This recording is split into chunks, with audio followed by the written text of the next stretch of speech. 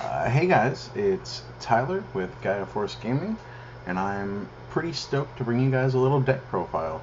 I played in my first BT6 event, which was the Gyrosean Winamat for the new Jesmon playmat, designed by Zach Roy, and I ended up getting top 4, getting myself the playmat with Jesmon. So I've been playtesting a lot of BT6. I've been playing a lot of Three Musketeers, but I decided I wanted to give Jesmon a try. My teammates convinced me to try it, and thanks to some help, a lot of help actually, from the Digi Academy, Izzy Cruz, Bepsi, GTS, Moonrose, after talking through Dan Vang and Shannon, Nobu, honestly just the entire Digi Academy, and then GFG ourselves, we came up with this list. Big shout outs to Izzy, because it was his skeleton to begin with, and then me and him play tested and kind of changed a couple cards here and there throughout the day.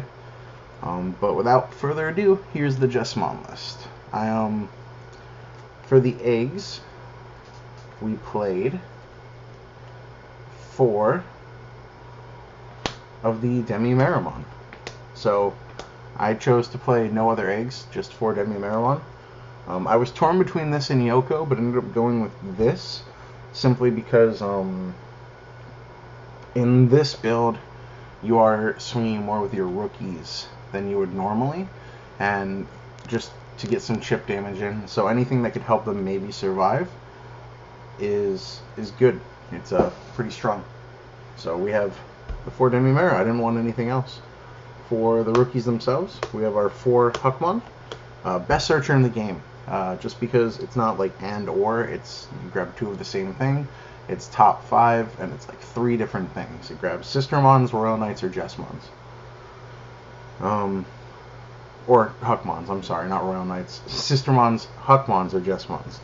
And it's just insane how much this card corrects your deck. You'll see some of the goofy ratios I run, and when I tell you there was only a single game that I did not hit full curve, I mean it. I got a full 9 every single game except for one game 3 and that was the one I lost to Chris Sock, who's a phenomenal player and played a super solid set with me.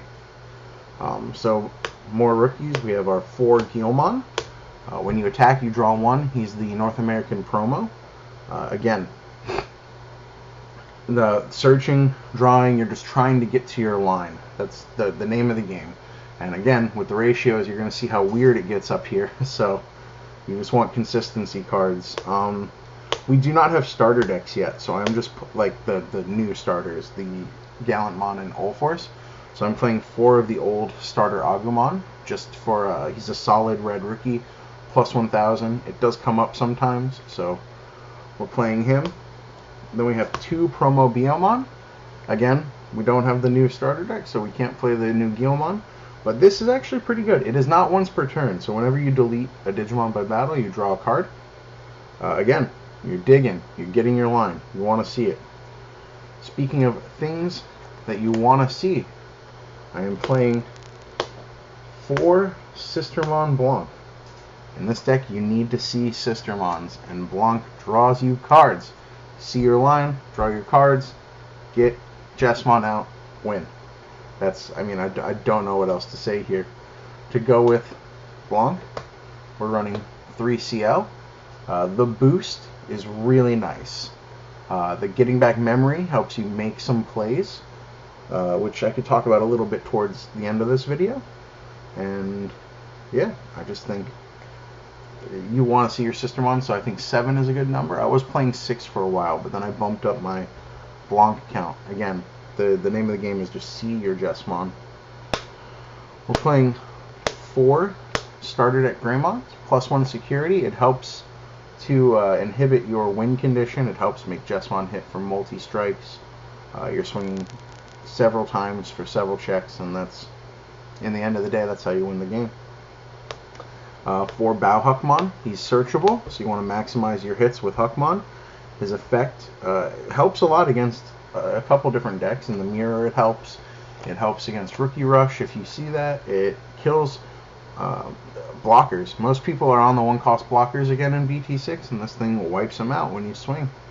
So speaking of blockers and which ones we choose, I'm not getting wiped out by Battle Hookmon. I'm playing the 6K blockers, not the 5K. So I chose to go with 2 Cordramon as just like memory efficiency is important, but in this deck I'm not running 2-cost vanillas. I'm not running 2 to evolve level 5s, so having a 2 to evolve level 4 did not feel bad for me. And I just wanted to min-max being punished by things that kill 5Ks. So that's my level 4 lineup. As you can see, even you can't count the Sistermons really because they're not evolution cards, they don't go to your line. So I'm playing 14 red 3s and 10 red 4s. So already it seems a little low, not crazy yet.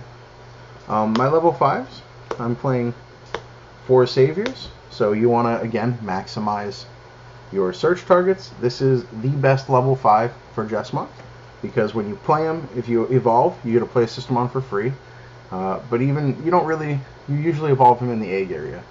So his inherited, you unsuspend if you control a Sistermon. So that just, again, inhibits you to win the game. So that's Savior, and then my other level 5s are none. I just played 4 Savior. I committed hard to seeing the right line or losing, and it went well. I mean, I don't know what to say.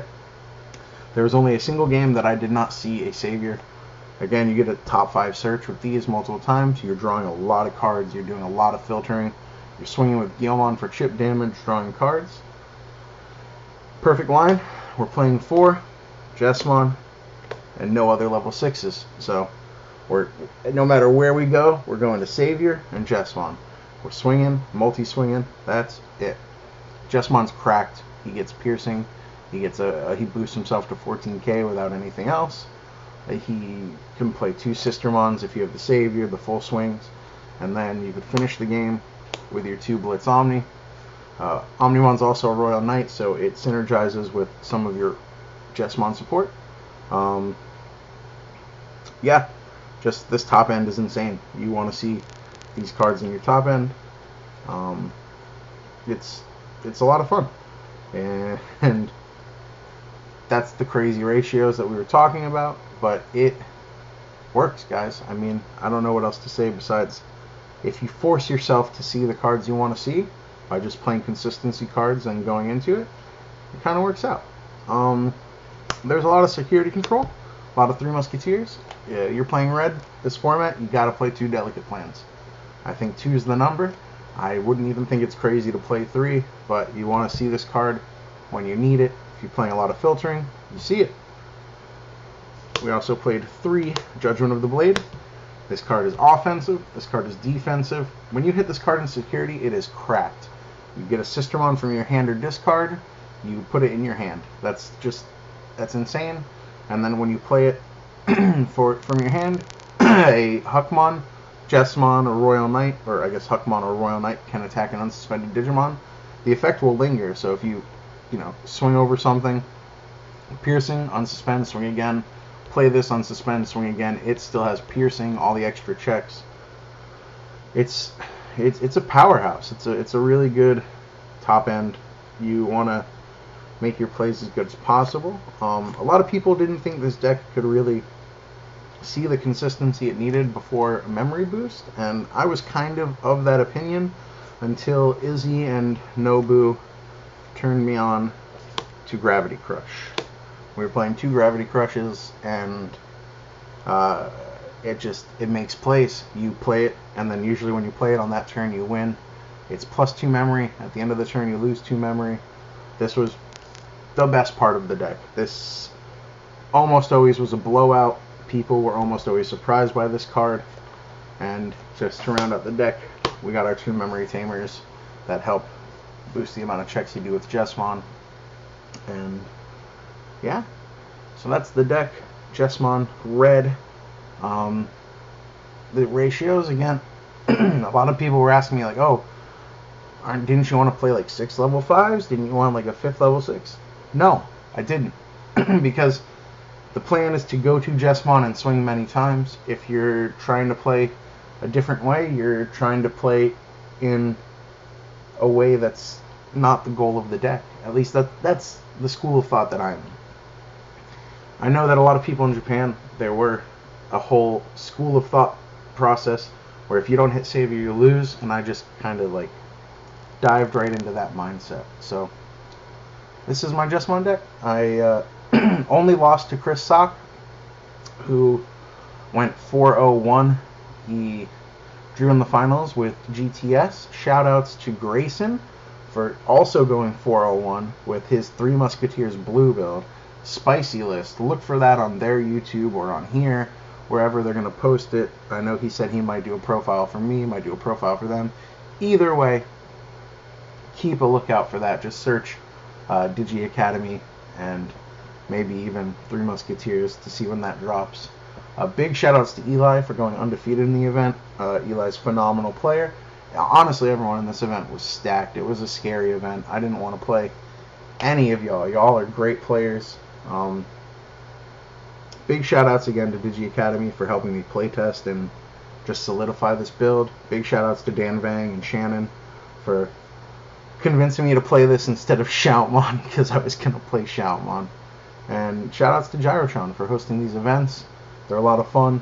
I feel like this was the first big event of BT6, and BT6 looks like it's going to be a lot of fun, guys. So let me know what you think about the deck. Let me know if you've tried it, what changes you want to make. Let me know, I don't know, your favorite deck in BT6.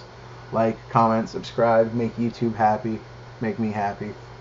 Love you guys.